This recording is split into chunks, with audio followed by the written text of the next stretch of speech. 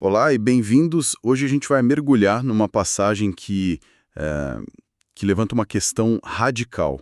Como é que um ser humano deve falar com Deus? É só para ouvir e obedecer ou existe espaço para questionar, para duvidar, até para argumentar? Exato. A nossa fonte hoje é o capítulo 18 de Gênesis e a resposta que essa narrativa antiga dá olha, no mínimo surpreendente. E é surpreendente porque tudo começa de um jeito muito comum, quase banal. A gente está nos carvalhais de Mamre.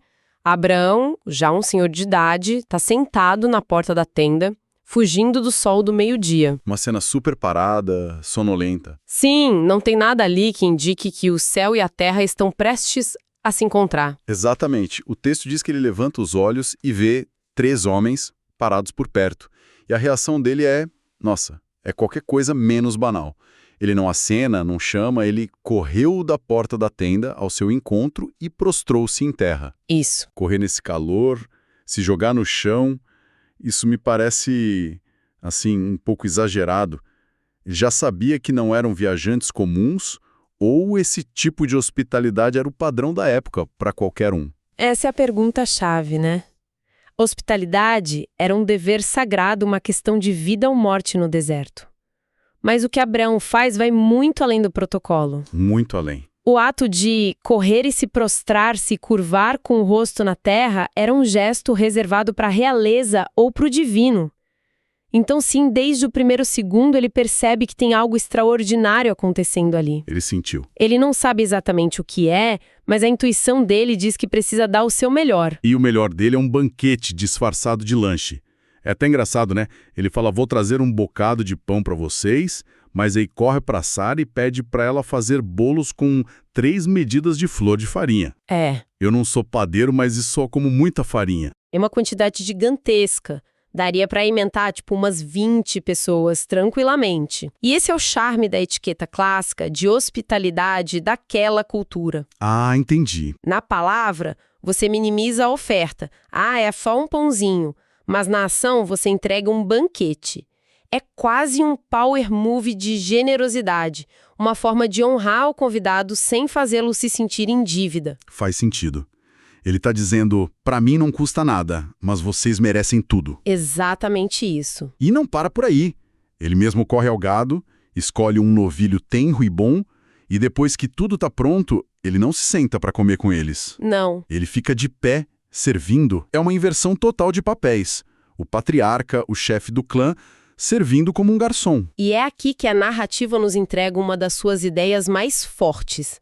Não é num templo, não é através de um ritual complexo, é num ato de generosidade radical com estranhos que o divino se manifesta. Nossa, a história está na prática, argumentando que a teologia começa na porta da sua casa. Sua capacidade de ter um encontro com o sagrado está diretamente ligada à sua disposição de acolher o outro, o forasteiro. E esses outros são bem misteriosos.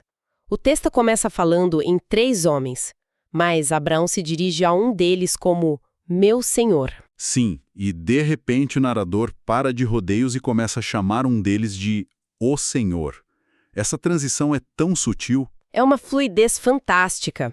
A narrativa não está preocupada em nos dar, um organograma teológico. Ela só apresenta o fato. O divino aparece em forma humana, senta debaixo de uma árvore, sente calor, come comida de verdade. É isso. A hospitalidade de Abraão foi tão genuína que, por um momento, ela dissolveu a fronteira entre o céu e a terra. E é nesse exato momento de comunhão, com todos comendo juntos, que o propósito real da visita é revelado. A conversa muda de comida para o impossível. Sim, depois de perguntarem pela Sara, que estava dentro da tenda, um deles solta a bomba. Daqui a 1 ano, por este tempo, eu voltarei e Sara, sua mulher, terá um filho. E o texto faz questão de lembrar. Sim, faz questão de nos lembrar que isso não faz o menor sentido. Diz que Abraão e Sara eram já velhos, e a Sara já tinha acessado o costume das mulheres. Biologicamente, a fábrica estava fechada. Completamente fechada, a narrativa joga todas as cartas na mesa para que a gente entenda a dimensão do absurdo. Não é só difícil, é impossível segundo as leis da natureza. E é por isso que a reação de Sara, que estava escondida ouvindo tudo, é tão crucial. E tão humana. O texto diz que ela riu-se consigo. Não foi uma gargalhada, foi um riso interno, silencioso. Um riso para dentro. Exato. E o pensamento dela é de um realismo cortante. Depois de velha, ainda terei esse prazer, e com meu senhor já tão idoso. É a voz da experiência, de uma vida inteira de decepções. Quem no lugar dela não teria essa reação? Exato. E o brilhante aqui é que a história não pune a dúvida de Sara. Ela incorpora a dúvida no milagre. Esse riso de ceticismo vai ser transformado. Como assim? Quando o filho nascer, ela vai dizer, Deus me deu motivo de riso, e vai nomear o menino de Isaac, que em hebraico significa ele ri. O riso cético dela é ressignificado e se torna o riso da alegria. Que incrível. A narrativa está nos dizendo algo poderoso. A dúvida não anula a fé. Ela pode ser o prelúdio dela. Entendo esse lado psicológico, a transformação do riso. Mas a narrativa não está também fazendo uma crítica sutil à falta de fé dela? Porque a reação divina é imediata. Sim, é verdade. O Senhor, lá de fora, sabe que ela riu por dentro e confronta Abraão. Por que Sara riu? E logo em seguida vem a pergunta que é o centro de tudo. Haveria coisa alguma difícil ao Senhor? Isso soa como uma repreensão direta a esse ceticismo, por mais humano que seja. Sem dúvida, é uma repreensão. A pergunta desloca o eixo da conversa. Não se trata mais da biologia de Sara, mas do poder de Deus. É um chamado à realidade. Tipo, vocês estão olhando para o problema com a régua errada. E o medo dela ao negar. Não, eu não ri. Mostra que ela entendeu o recado. Com certeza, ela foi pega no seu pensamento mais íntimo. Mas veja que a resposta final a ela não é uma punição. É simplesmente, não adianta negar, você riu sim. É uma afirmação da verdade. Exato. Quase como um pai dizendo, eu te conheço. A história expõe a dúvida dela, a confronta com o poder divino, mas, no fim, a redime através do próprio nome do filho. A dúvida dela fica eternizada, não como uma falha, mas como parte da história do milagre. E isso muda tudo. É uma visão muito mais complexa da fé. E quando a gente acha que o capítulo já entregou seu ponto principal, A história dá uma virada, Sam. uma virada de 180 graus. Os visitantes se levantam, olham em direção a Sodoma e Abraão vai acompanhá-los por um trecho do caminho. E aí acontece outra coisa extraordinária. O Senhor decide compartilhar seus planos com Abraão. O texto diz que ele pensa consigo mesmo. Esconderei eu a Abraão o que faço? Essa pergunta retórica é: É um sinal de uma intimidade imensa. Deus não está mais tratando Abraão como um servo que só recebe ordens, mas como um parceiro, um amigo que precisa estar a par do que vai acontecer. e o plano é terrível. Ele diz que o clamor de Sodoma e Gomorra ficou insuportável e que ele vai descer para ver se é isso mesmo.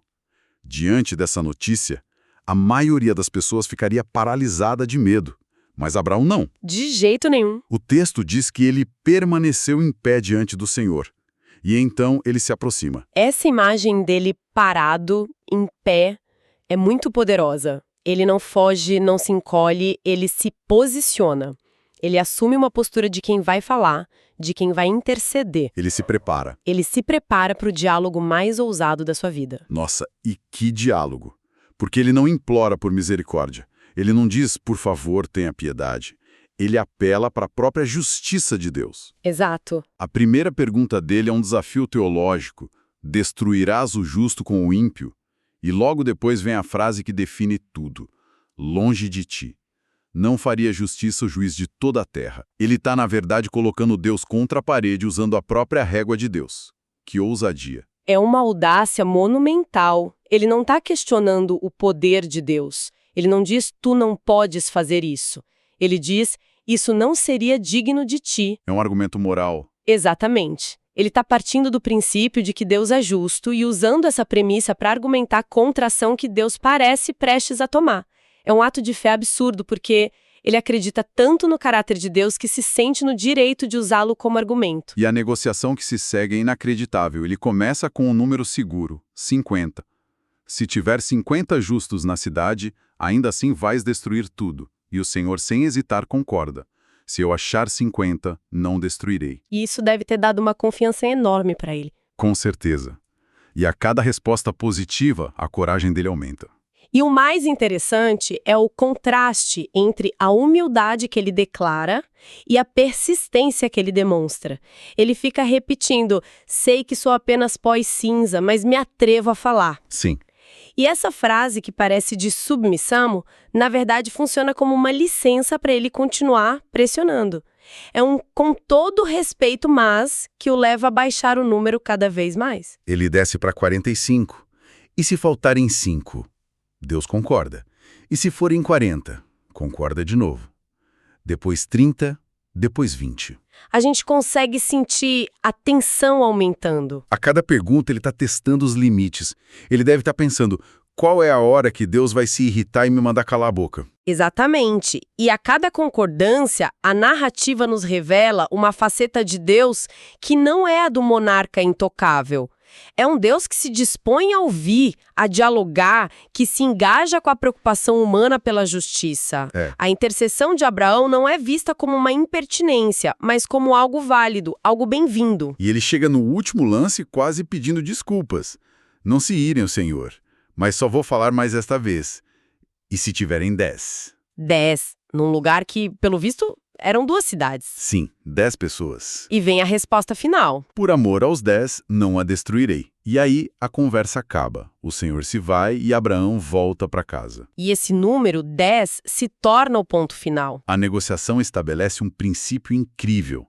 Um pequeno grupo de pessoas justas tem o poder de preservar uma comunidade inteira. Então, se a gente junta as peças dessa jornada, a gente começou com um ato de hospitalidade que abriu as portas para o divino, passamos por uma promessa impossível que gerou uma dúvida muito real, e terminamos com um mortal negociando o destino de uma cidade, não com base em piedade, mas em um argumento sobre o que é justo. E os temas estão todos amarrados, né? A hospitalidade radical permitiu a promessa testou os limites da fé, mostrando que a dúvida faz parte do caminho. Sim. E a revelação do julgamento provocou essa meditação profunda sobre justiça e o papel do ser humano como alguém que se importa e que fala em favor dos outros. Então, voltando à nossa pergunta inicial, como um ser humano deve falar com Deus?